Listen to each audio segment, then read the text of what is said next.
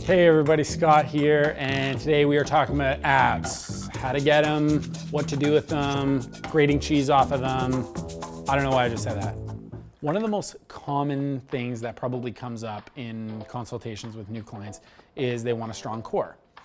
And I've grown to be like a little cynical when I hear someone say, I want a strong core, not just because it was like a buzzword or a buzz thing to say in like 2005 when people were working out, but because it's like such an oversimplification of like a really broad topic.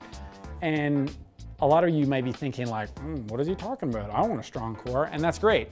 And I want a strong core too. But let me give you the facts on what people like don't seem to understand about the core. So the rectus abdominal tissue, or the tissue that we understand to be our core or our abs, is highly fast twitch in nature.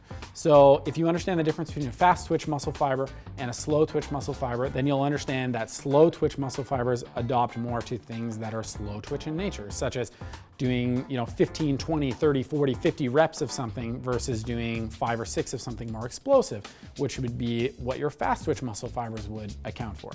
So a lot of people will wake up in the morning and bust out 100 crunches or whatever it is, but you're only doing that because you heard about Usher doing that before his music videos, like back in like 2002 when anyone cared what Usher said. I don't know why I'm making fun of Usher right now. Anyhow, but the point is like you don't like try and fit like a square through like a round hole. Like it's just not gonna fit through there.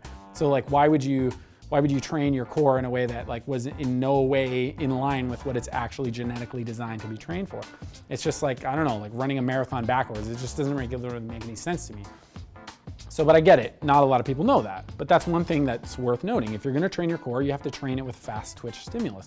You have to challenge it with low repetitions, and you have to challenge it with a lot of weight. That's the only way you're gonna hypertrophy or grow your actual abdominal tissue. So that's one thing. The second thing is, the point of the core is to connect your lower body and your upper body, and it's to protect your spine.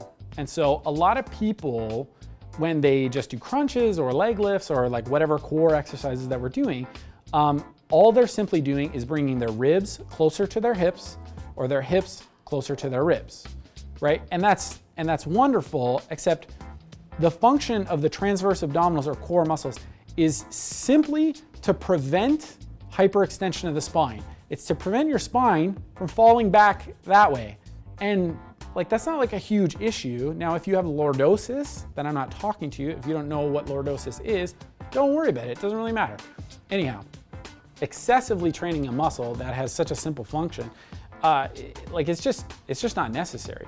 So if we're gonna accept my definition of the core, then we have to accept that the abdominal muscles are just one part of the core. We have to accept the obliques as a huge player in the core and recognize that there's actually 3 layers of obliques. We have to look at the quadratus lumborum in the lower back and the erector spinae, the diaphragmatic and the Kegel muscles as all units of the core, and they create abdominal pressure, they protect our spine, they connect our lower body to our upper body. And so,